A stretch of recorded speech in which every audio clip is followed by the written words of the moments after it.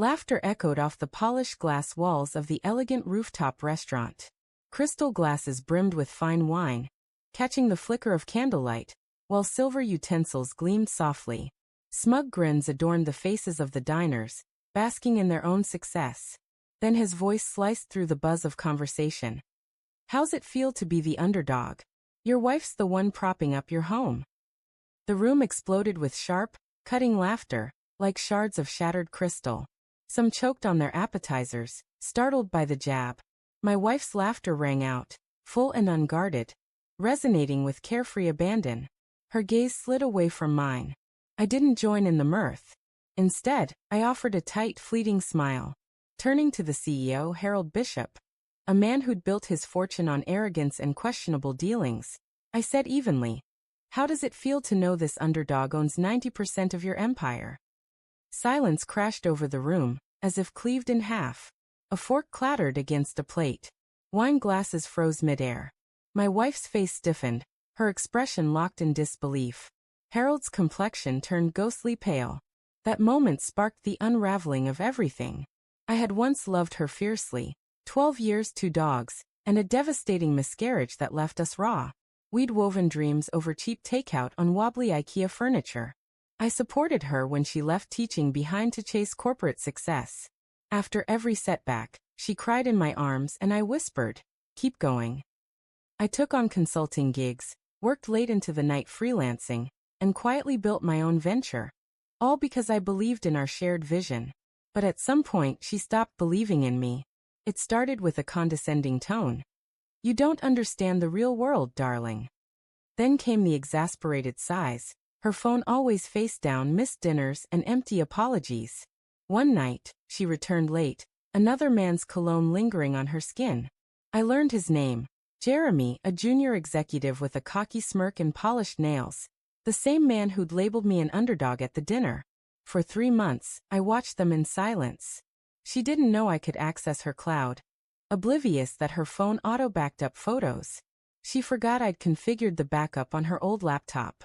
There were pictures, her red dress pooled on a hotel floor behind him, emails, and their hushed plans for a future together.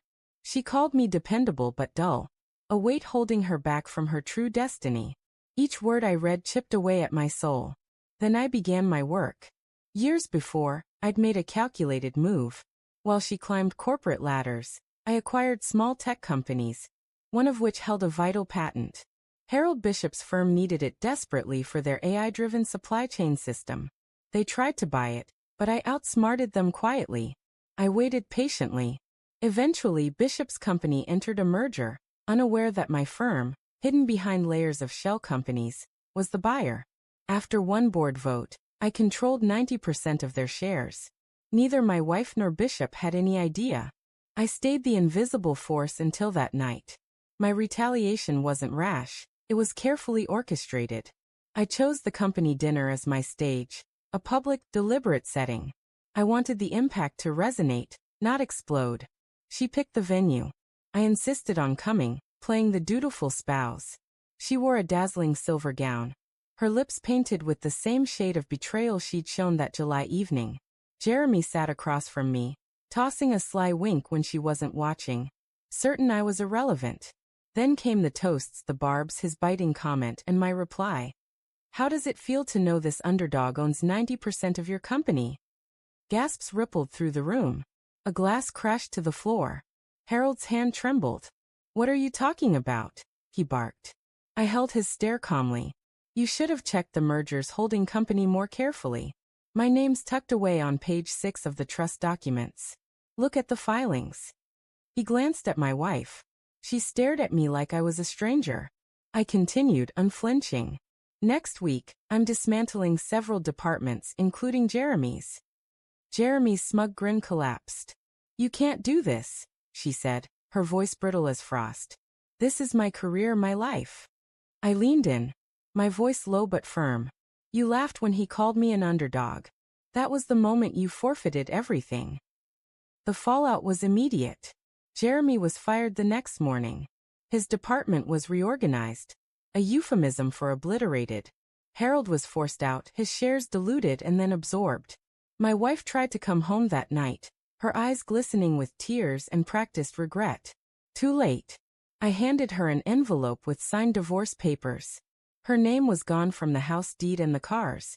The prenup had been discreetly updated, locked in with her digital signature from a finance app I'd set up for her. She looked at me like I was the antagonist. Maybe I was, but antagonists don't cry alone in the dark. I did, until I stopped. A week later, from my office window, I watched Jeremy stuff a cardboard box under security's gaze. Harold's parking space sat vacant.